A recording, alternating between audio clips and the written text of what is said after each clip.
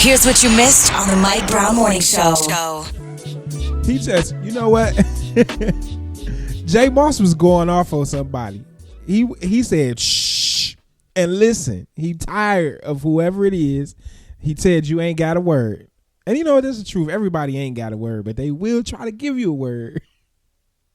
But he sounded like he was going off on somebody in that song. Anyways, that's brought to you by the Urban Uplift. It's the Mike Brown Morning Show. If you've been listening already this morning, that was the whole album, the V2 album. That's what we do here. We do stuff like that on the Mike Brown Morning Show. I don't think they do that nowhere else. But go back and listen to that when you get a chance. That's one of the bonus tracks. It's a medley, and it's just called Bonus Track. And that's called Everybody Ain't Got a Word. And it sounds like he was talking to somebody personally. Say, you told me to leave my wife. You told me to leave my church. Then he said, God ain't talking that much. Then he said, stop talking and listen. And this just put the icing on the cake. He said, shh, and listen. You know, and I ain't even mean to go here this morning, but Jay Moss is really one of the greatest to ever do it. When it comes to what we know gospel music to be today, Jay Moss is really underrated. But that's a testament to you. Everybody doesn't have to be calling your name for you to be great. You don't always have to be at the top of a chart for you to be great. Because right now, today, Jay Moss blessed me today. And that's all that really matters. If what you do, if your life blesses somebody, even if it blesses you first and then blesses somebody else, that's all that really matters.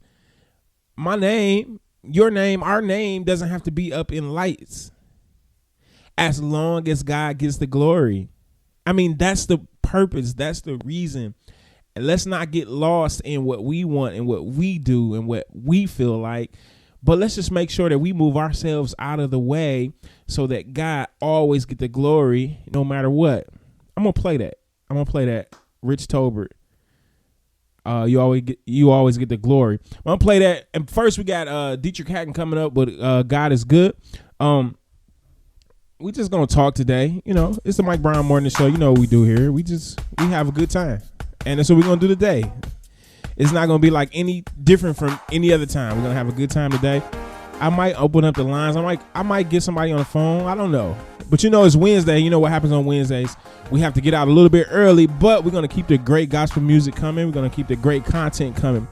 All I want you to do is, it's a simple favor I ask you every day. Just go grab somebody and ask them, hey, have you downloaded the Urban Uplift yet? If not, you need to download it, because why? The Mike Brown Morning Show is on from 7 a.m. to 10 a.m. Monday through Friday, Eastern Standard Time. Good morning, everybody. We'll be back. Wake up. Right here. The Mike Brown Morning Show. Wake up, baby, don't you wake.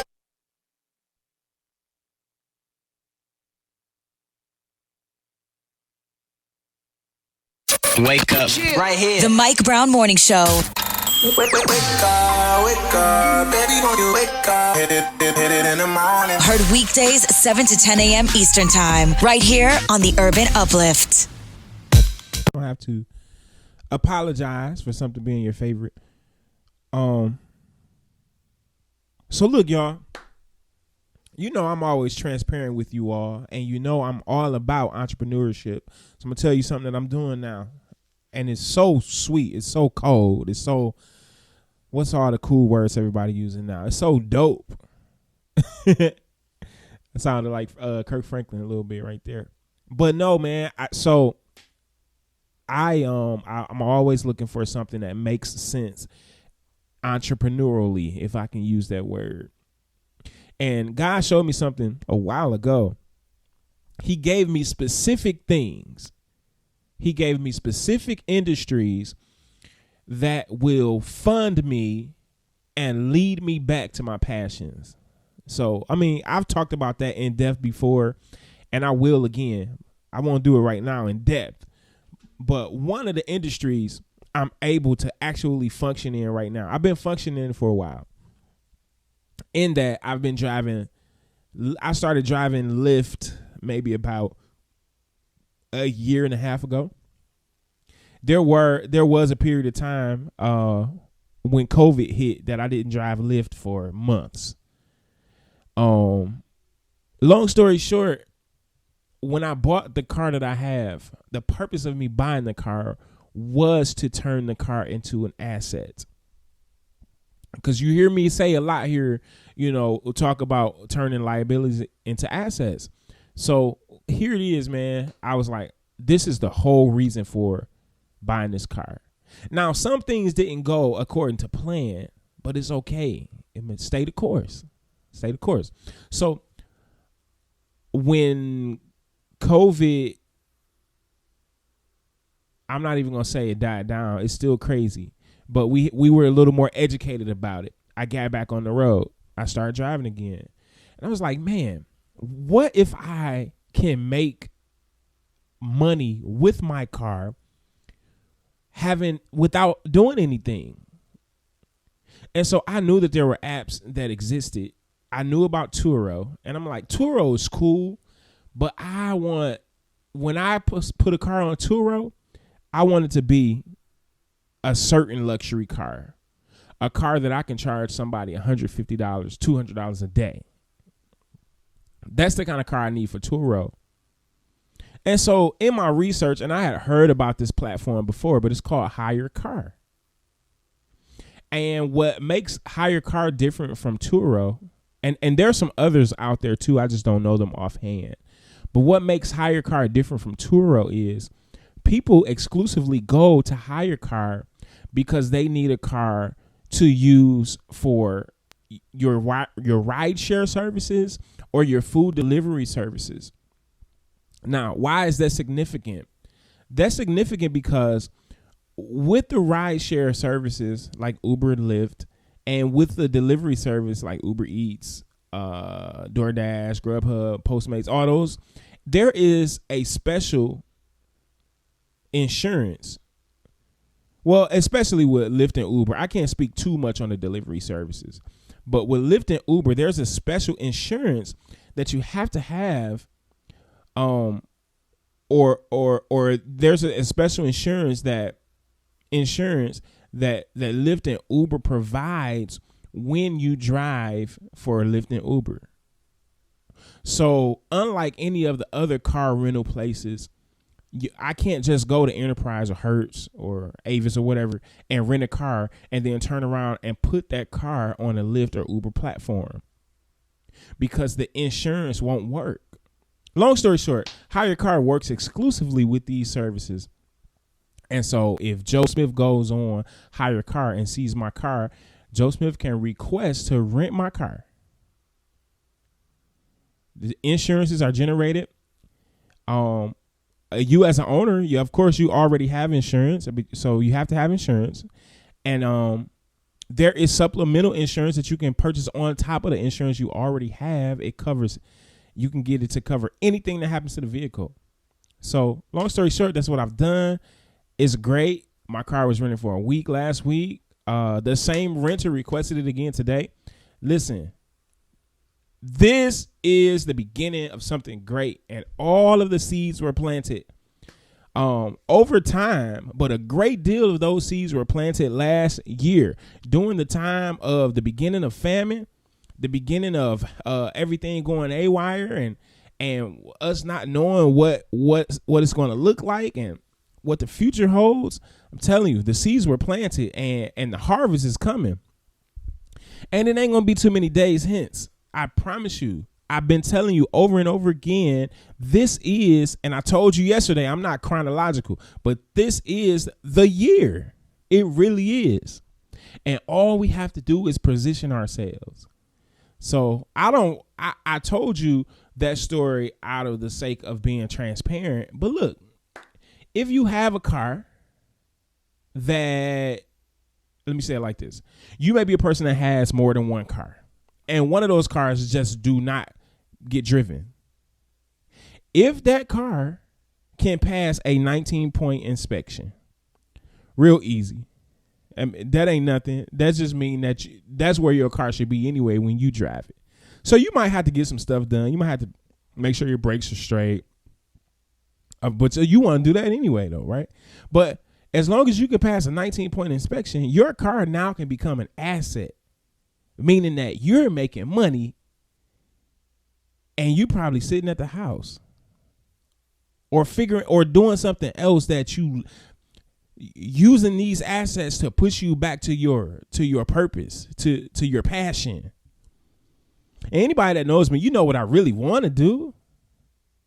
Right? I like to teach people music. I like to make music. But here's the thing about me making music. Don't rush me. I don't want to be rushed. I'm not trying to hurry up and make a song because I want to hurry up and put it out. No, that's not how I work. And that's why I don't have nothing out probably. But I've never been in the position where my time is paid for. Oh my goodness, this revelation. It comes to me first and then I'm able to give it to you. But my time, I've never been in a position where my time has been paid for, meaning that the money that I've made up till now, I had to work for it, meaning that I had to exchange time for money. But listen, if you position yourself right, and if you ask God to order your steps and show you, if you acknowledge him in all your ways and say, God, I need assets. I need you to show me how to make passive income. Then you begin to pay for your time. You begin to buy back your time. So now that means when you are following your passions and your dreams and you're going after those goals so you can live in purpose, your time is paid for. Your time is already bought. And now when you're doing that, when it takes you those hours in the studio, in my case, or just sitting down just to go away for a couple of days so that you can hear from God, so that now that you can put pen to paper, that costs, right? Because if you're not making money, you're losing money. But if you have money working for you, then now you can spend that time. Then this is what's so beautiful about it. Now that you put the necessary pure time into what your passions and dreams are, now those passions and dreams are going to do what they need to do to fund the rest of your life. And so again, I told you, God showed me that my story is written. I am going to be a millionaire. But he showed me that it would not, the origin of it would not be from my gift. And my gift is music. That's my dominant gift. I believe. So far in my life, music has been my dominant gift. And I'm not the best. I can point out people all day but that's not the point. It's still my gift, though. It's the way that God gave it to me. So it's my gift. So although Corey Henry can play circles around me 100 times, guess who's not intimidated when Corey Henry comes in? I can't be, because God gave him his gift the way he's gifted, and then he gave me mine my way. It's just like on Christmas when you give people gifts, they can't be they're happy that they got their gift. So it's not, I can't be mad about your gift because I'm excited and happy about my gift. And that's how we need to be. That's how we should be. I don't know how I got on that, but sometimes I just get to talking. And then that's what happens. But so what I was going to do, and I'm still going to do it, but I'm going to play another song first. I want to talk about Rick Snyder. And another thing, I keep getting revelation this morning. This year is also going to be a year of this is the first word that comes to mind. Reprobation.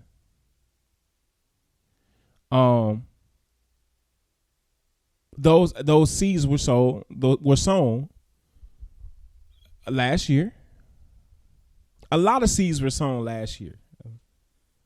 And the harvest is going to come this year. But But this year is going to be somewhat of a, for lack of a better word, it's going to feel like retribution, kind of like a payback type deal, like a reaping of what was sown, whether it was good or bad. That's going to be this year. Yeah. So we'll talk about that. It's some stuff that goes into that we're gonna get into. Here's another one of my favorite songs. I'm playing my favorite songs this morning. Fred Hammond, My Heart Is For You. I'll be back. Something that surfaced nationally maybe about 5 years ago. If I'm wrong, y'all, you know the timeline. And it may be in this article. I haven't read it yet. I want to find out with y'all. But it was bad. Bad situation. It's still bad, I think. And from what I think I know, Kwame Kilpatrick, former mayor of Detroit, has some suggestions or things to say to kind of prevent the backlash or the blight or to keep them at the very least from having dirty water. I believe he has some insight into that. With that being said, I think that, remember before I went to the last break, I told you that this year is going to be, not only is it going to be a year of prosperity for those that properly position themselves, but it's also going to be the year of, you know, the reaping or I'm not trying to say it in a bad or malicious way, but some things that were sown are going to come back around.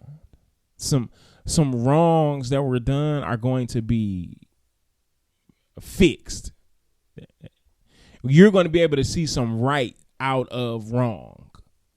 You know how somebody did something and you know they got away with it. And you know this to be truth. It's factual. But it's nothing you can do about it. Well, you're going to see this year where some of that stuff is going to come back, and it's not going to feel good because we don't joy in anybody's sorrow, but it's going to be a feeling of what you do, and when you mean to do well, it means something. It's going to be that feeling. It's not going to be joy and sorrow. Or join over somebody's sorrow. It's going to be like, you know what? I did the right thing.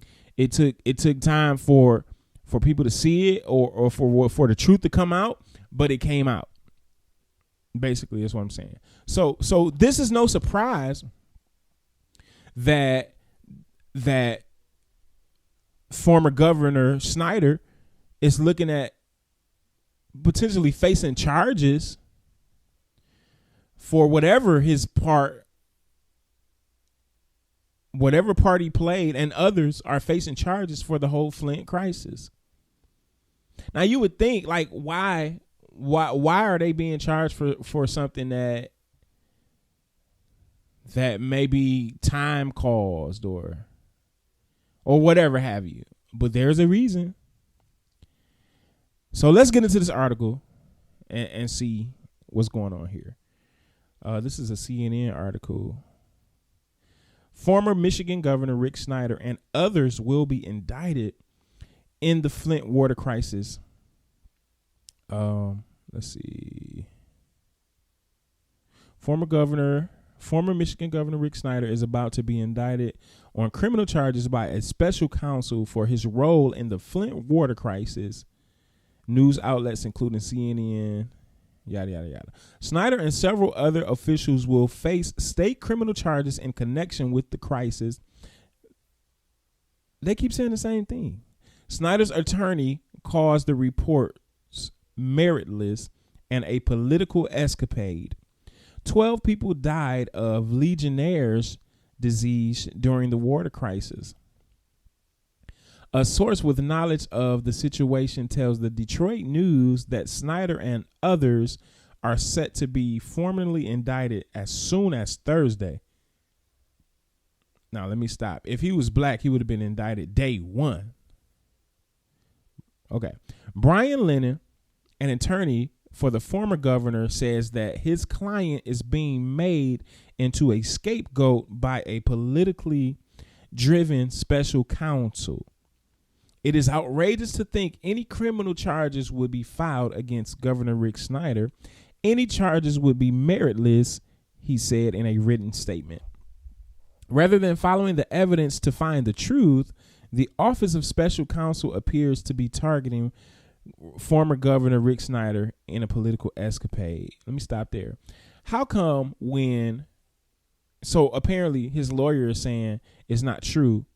Why, instead of saying that it's not true, just present the truth? Right? I mean, to me, you're wasting time saying it's not true. Just present the truth. Here's truth, and then now you kill the lie. But obviously, if you got to paint a picture, then it must be some elements of truth in the opposing story. Okay, let me keep reading. The Michigan State Attorney General's office wouldn't comment on details of the overall investigation, but a spokesman told CNN the office will share more when in a position to do so. An attorney for former Flint Public Works Director Howard Croft told the Detroit Press that his client also expects to be charged. I bet you he's white, because if he's black, he would have been charged already. Attorney Jamie White said he was informed Monday. Flint's water problems can be traced back to 2014 when city and state officials switched the city's water supply in an effort to cut costs. That decision exposed residents to dangerously high levels of lead and prompted more than a dozen lawsuits against those involved. Now let me stop again. From what I know and from what I heard, that's not true, because Kwame Kilpatrick been in jail, and he was in jail before 2014. Now, maybe it was a period that he did go, and then he was out a little while. Now, I don't know. Maybe he was out for a little bit during that time. But my point is, Kwame Kilpatrick said all this before he went to jail. He exposed this, I think, to try to give himself some leverage to not even go to jail. But anyways, let me keep going. And I'm not... let me be clear for those that listen across the country. Kwame Kilpatrick didn't go to jail for anything related or connected to the Flint Water Crisis. Be clear on that. Okay. Governor Snyder apologized for the state's role in the crisis. 12 people died and more than 80 were sickened as a result of two waves of a Legionnaire's disease outbreak in Flint. Last year, the state reached a $600 million settlement with victims. Wee. Now, let me finish reading this sentence. And a court-monitored compensation fund for victims was established. Now, $600 million? You have to indict Rick Snyder. You have to. Because if Kwame Kilpatrick gets 28 years for the charges that he has, and some of it had to do with him owing city money and him costing the city money, really because of the whistleblower case. That's the real issue. But they threw some other stuff in there. Y'all, you go back and read the story for yourself. They threw some other stuff in there to really get him, which the white people do all the time. You got some contracts available. You tell your friends to bid on the contract. They do that every day. But anyway, $600 million. I don't think the Detroit settlement. I don't think the settlement for those whistleblower cops was $600 million. I don't think it was. And so, if Kwame costed Detroit money and he's in prison, if Snyder cost the state money, he should go to prison as well. I'm done with that story. But I wanted you to be in the know. I wanted you to know what was going on. Yeah. Things are just things have historically just not been fair. And I know it sounds like I harp on race a lot, but you know what? I got to. Because it's so easy for us to forget. And I don't think that our ancestors would appreciate us forgetting what they actually had to go through. And for us to just let it just, sweep it under the rug or not acknowledge it, it really dishonors how they had to live their lives. Do you understand that our people were enslaved in this country for 400 years? Do you know the significance in that? It's so many significance in that. But I know I said that wrong. It's so many things that's significant about that. Here's one. When you think about 400 years, probably for the first 100 years of that enslavement, there was still some culture, some tangible gifts and heritage that were brought over from the native land. There were still languages that were passed down to the children of slaves and language and communication amongst each other to a certain degree, because when they brought them here, they split them all up and sold them to slave owners all over the South. So, but I'm saying the origin of it for the first, maybe not even 100 years, but for the first generation. But understand that after that, the next 300 or so years or more, maybe, we were stripped of our culture, stripped of our language, and made to do whatever they wanted done. I was watching a movie the other day, and I don't remember what movie it was, but if I keep talking about it, maybe it'll come to me. Oh, The Butler. Ooh, it was a scene in that movie in the beginning that broke my heart. The Butler. It's a good movie if you haven't seen it. It's on Netflix now. But what's my man's name? Forrest Whitaker. He played the butler. He was a guy that was a butler in the White House for like 4 administrations, ranging from the 1960s all the way up, I believe, until the 90s. But his parents or his grandparents were either slaves or definitely first generation sharecroppers. Now, that's another thing. We can still trace our family back to slavery, or at least the first generation out of slavery. That's enough right there for us to stay woke and not be quiet, because it's still too close. It's still too recent history. But let me tell you about the scene. He was a boy, and this must have been a sharecropping situation, but it was so close to slavery that it felt like slavery. Massa, it looked like Massa's son or somebody came outside. Now they out here working the field. It's the boy, his daddy, his mama, and a whole bunch of people out there picking cotton.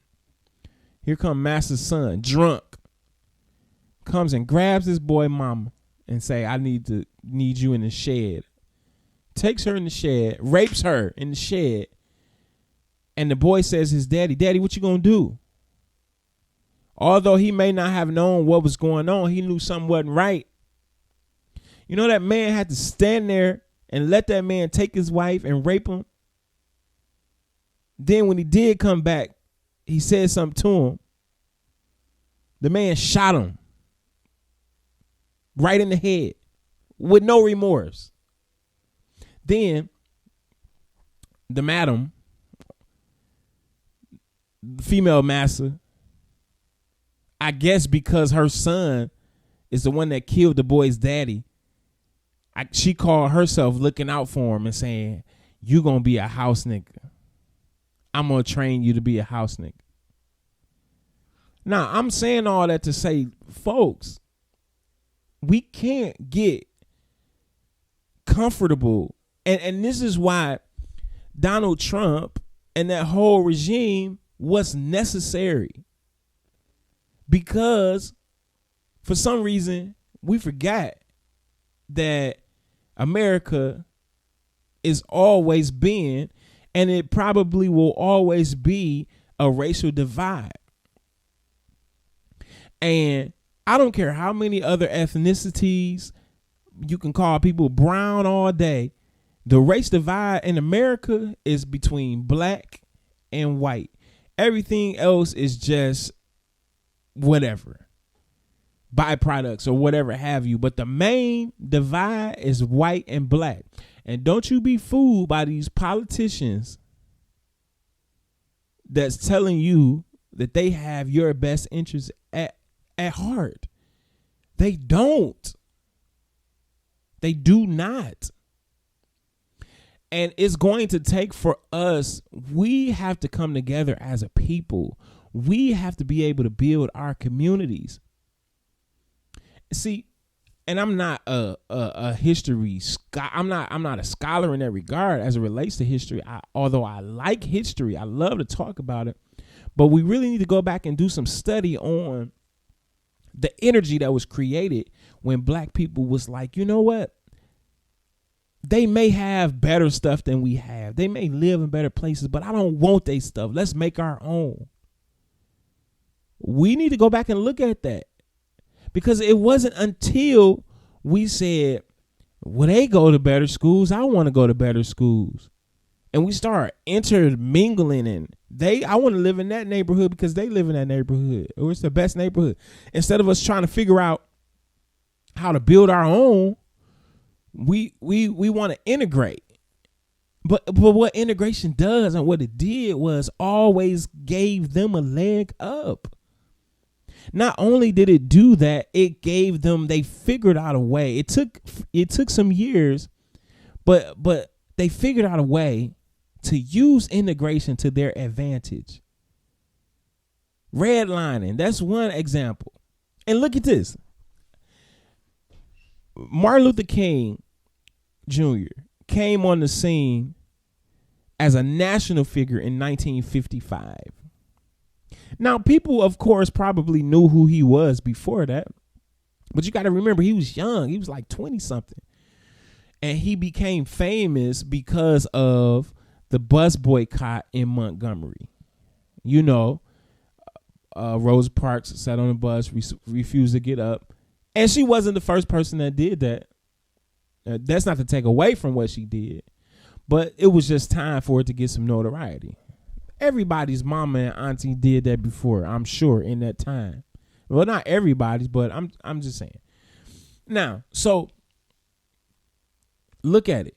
55 to 68. Those are the years that Martin Luther King was the face of the civil rights movement.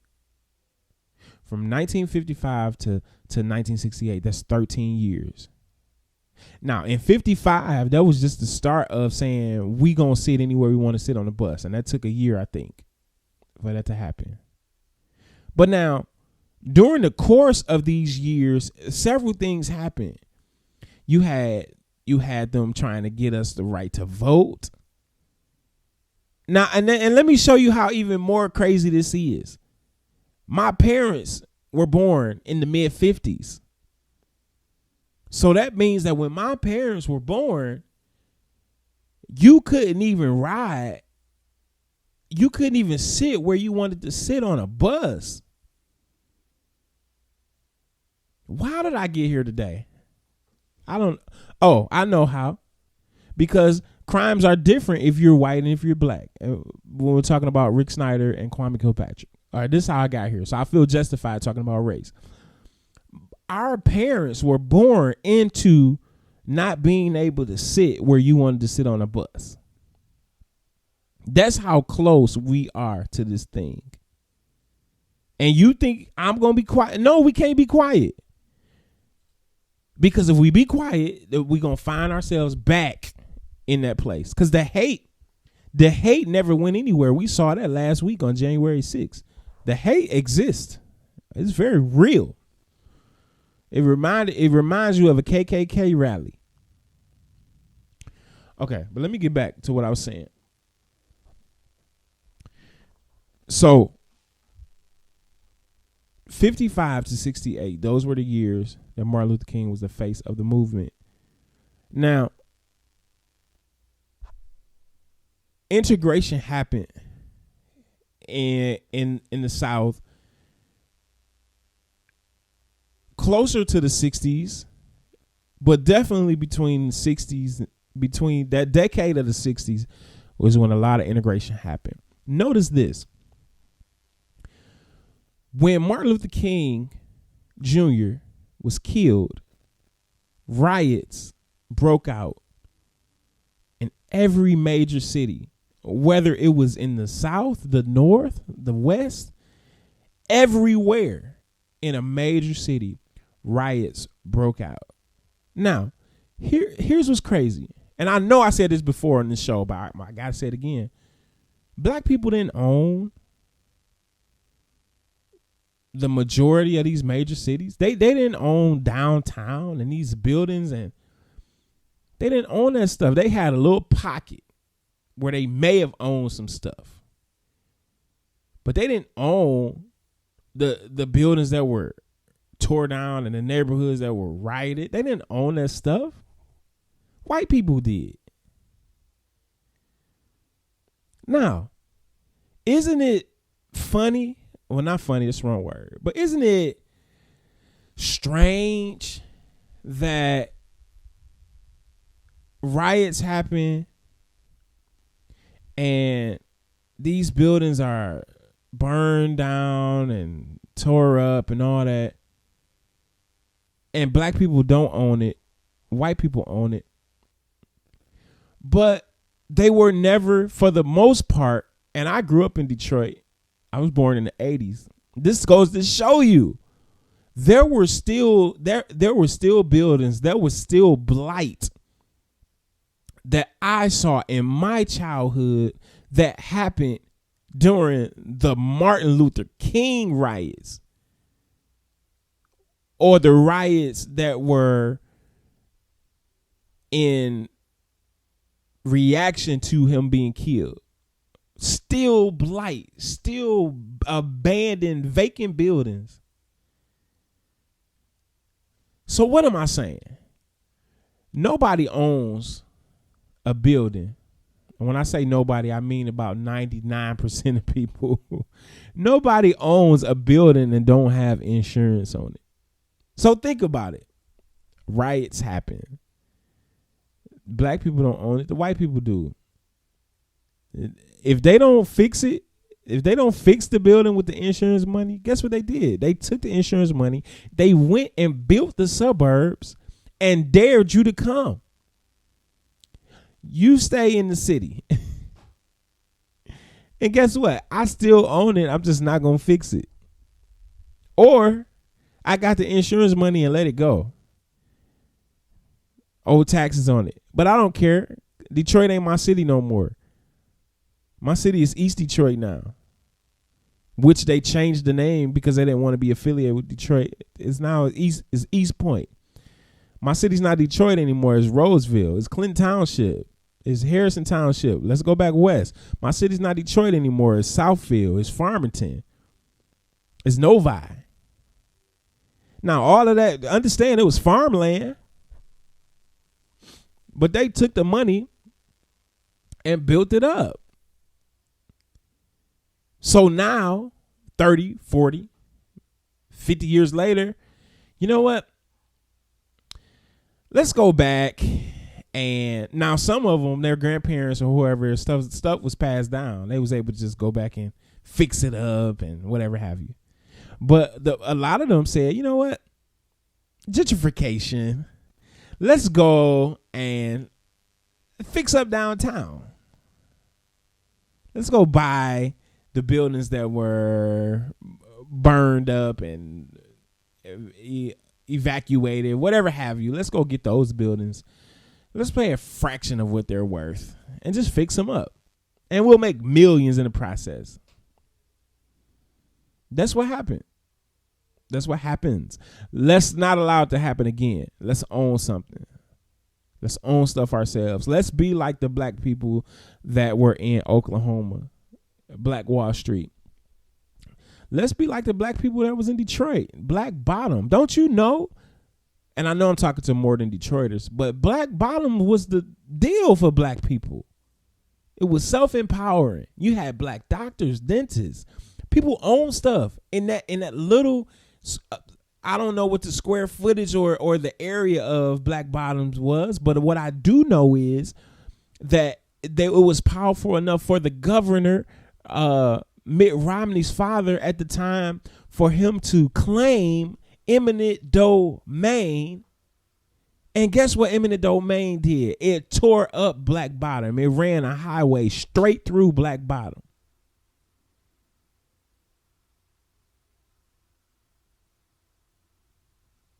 Let that sink in. Detroit ain't the only place that happened at. Happened all over the country. That's why now we're educated. We know what's going on. We're woke. We have to put people in position that can stop that. We can't allow, because we will own again, but we can't allow something like eminent domain to come and tear up our community so that we can be placed back at ground zero. You don't see them claiming eminent domain in Grosse Pointe, Bloomfield Hills. No. All right. I don't know how I got there. It was necessary. Had to be said. Y'all know today is Wednesday, and we cut out a little bit early on Wednesday, but we're going to keep the great music flowing. This is what I want you to do. You may not hear my voice again today, but I want you to have a wonderful, prosperous, super fantastic rest of your day. If you are not subscribed to our YouTube channel, please do so. Listen, we need some more subscribers. I don't know how else to do it than to ask you all. I'm going to figure out some other ways, but for now, I'm going to ask you all. And I know that you all are subscribed, and I say thank you. But I just need you to help me spread the word. And you know what it really does? It holds me accountable. It holds me accountable because I know that I have to continue to give you what I'm supposed to be giving you. And it's inspired from God. I mean, I'm not just sitting here making stuff up or just talking to hear myself talk. I believe that a lot of what's said here is inspired by God. Now, we want to grow. We want to do different things. We do. But a lot of times, and here's another transparent moment, people don't want to rock with you because they don't feel like your following is what it needs to be for them to grace your platform. And in some cases, it's people that call themselves your friend. It's jacked up. That's how it is. So, I mean, we're not in the business of just doing stuff just to be doing stuff or doing stuff just to get followers or whatever have you. But the truth of the matter is we do need some more subscribers. So let's help us do that. Just spread the word. And yeah, man. Have a great day. We'll be back tomorrow. Same place, same time. And tomorrow, I mean, we'll be able to talk about what Congress plans on doing today. Let's see if this impeachment thing goes through, man. See what happens. And we'll revisit some things we talked about yesterday as it relates to why it makes sense for Donald Trump to be impeached. Listen, go and have a great day. Claim your day. Peace.